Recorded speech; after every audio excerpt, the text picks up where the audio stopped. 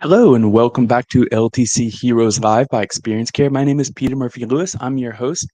I am talking to a unique individual who is climbing the ladder in long-term care, and I love to talk about this topic because I like to steal young people away from other industries. So I'm going to chat with Madison Ternus, the administrator at Good Samaritan Society in Bloomfield and Sunset View. Madison, welcome to the program. Thank you.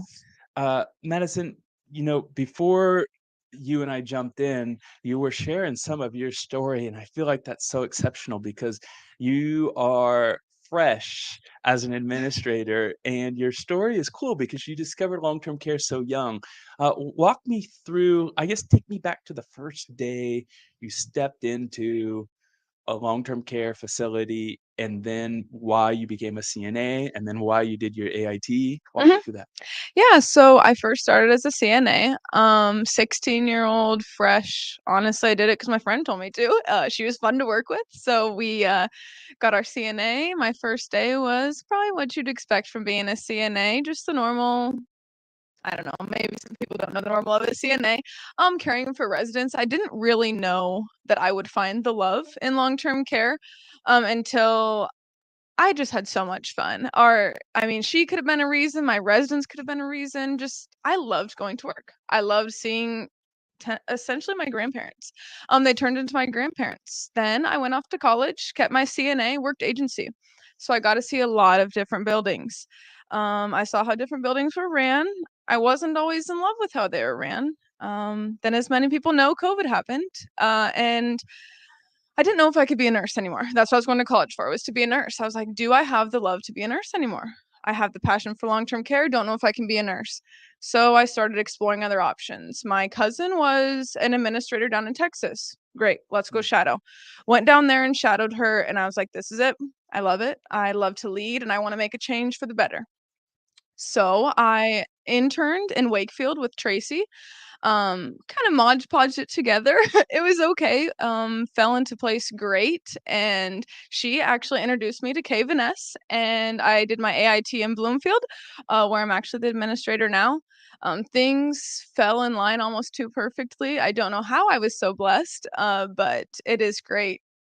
You're young to be an administrator, I think. What was your biggest challenge when you were in training? Yeah, in training, probably the first thing people see is my age. People look at you, you're a 21-year-old girl. What are you doing here? You think you can lead a building? So it wasn't necessarily proving myself, but it was. It Mm, was just showing like I have all the right credentials. I have exactly what you have. And I have the drive to want to do better and lead and learn. I love it. I love it. We don't need any humility in young rising leaders like yourself. You need to be to brag about it. I feel like you should, and that'll bring more people in. You should be proud of what you've done. Madison, give me some insight into when you realized you were capable. Is there a specific moment when a team member said, "Wow, this 21-year-old's got my back. This 21-year-old can also carry me, and I'm glad that, that she's next to me." Is there some type of feedback that you either knew from your team or the way you handled a situation, you said, "I've got this girl." Mm. So I'm not sure if there was a specific moment that I'm like, okay, they know. But since I do have my CNA, I can be on the front line right with them. Mm, I'm never going to ask someone to do something I'm not willing to do. So I'll get out there with them and I'll work the floor. And I think that, like, I've had my team say, I know you'll help me. Like, mm. I know I'll be right there with them. That's probably just the biggest way is showing. I'm not gonna say I'm gonna have your back, I'm gonna show you I have your back. And I think a lot of my team sees that now. Obviously, it took a little bit. I've only been in my role for 6, 7 months now. It wasn't gonna be an instant, oh, I know she's gonna be there for me. I had to show it a little bit, which granted, I would want people to show me they have my back too. There's some stigma around long-term care. When you tell friends of yours, acquaintances of yours that aren't in this industry what you do and that what you're how you're, building your career here, what's their first reaction? And then how do you make sure you calm yourself so you don't overreact and snap at them, rather you show them why they should even consider it themselves? Yeah, so a lot of people's first reaction long-term care, old people. They think old people and it's just a place to go to die. And long-term care is so much more. There's so much more than just being a CNA. There is so many roles that even I did not realize until I got into this position. There's jobs you don't even realize. You can do marketing, you can be an administrator, you can do social work. That's something me being on the outside never saw. So when someone asks me about long-term care, I first like one of my friends is going into social work but wants to be in a school. Have you ever thought about long-term care? There's so much benefit. You help people every day I go home. It's such a rewarding day. Mm. You get to help people every day.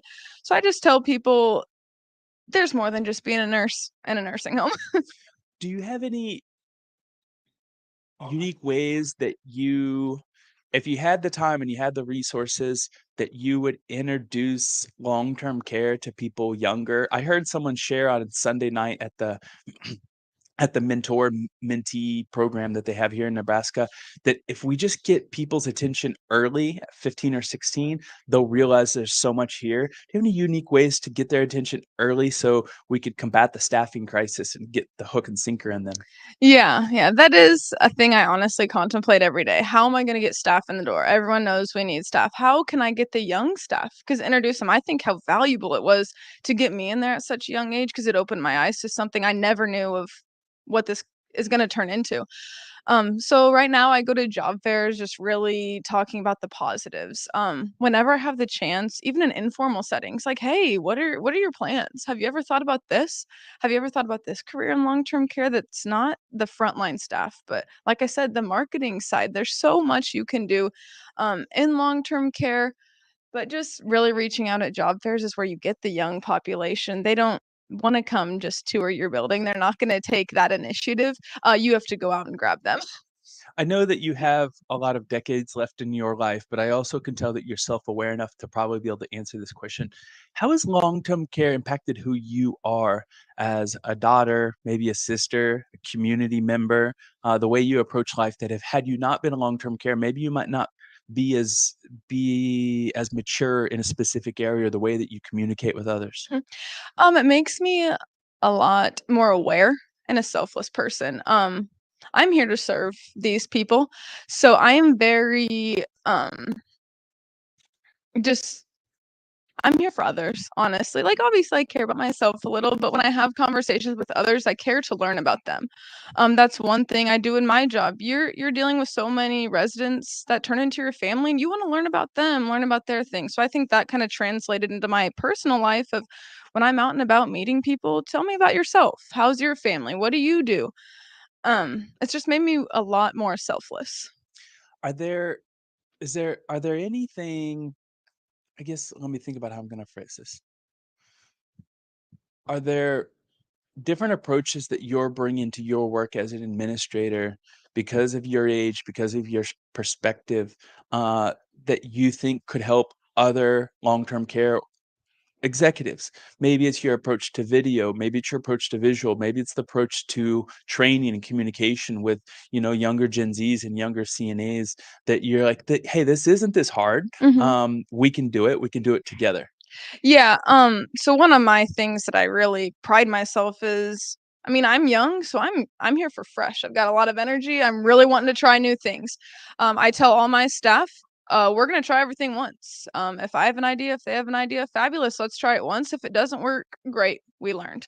But I won't chalk any idea to bad until we try it once. So I think that's something everyone can learn from is don't just have that mindset of, oh, this isn't gonna work. Yeah. Try it once, see what happens. Madison, as we start to wrap up, I think this is your first year here at the Innovation Summit. Tell me why you came and what have you learned so far a day and a half in? Oh my gosh, I learn more every day, every single day from my building to sessions like this. Um, Here specifically, I mean, obviously the huge thing we're learning about is the staffing mandate, and that's something I'm really trying to familiarize myself with and educate myself on. I'm being questioned on that a lot, in my opinion. So that's one thing I'm really learning on. But another thing I learned is just how to lead my staff. That's a huge thing that I've been trying to pick up on because I'm learning so much. Um, from not even the speakers, but other administrators, able to network with them and learn how they're leading their staff, stuff that's working with them. That's something I find huge value in. My last question, what advice would you give to yourself 7 months ago when you started off first day as an administrator? Take a breath. It's gonna be okay. Every day's a new challenge. You have no idea what you're gonna walk into. Some days I wake up, I'm like, this is gonna be a fabulous day. I've got one meeting and I walk in. It gets crazy. Yeah. So just take a breath and everything's gonna be okay. Thank you so much for your time. Thank you for joining me on LTC Heroes. It was a pleasure. Thank you so much.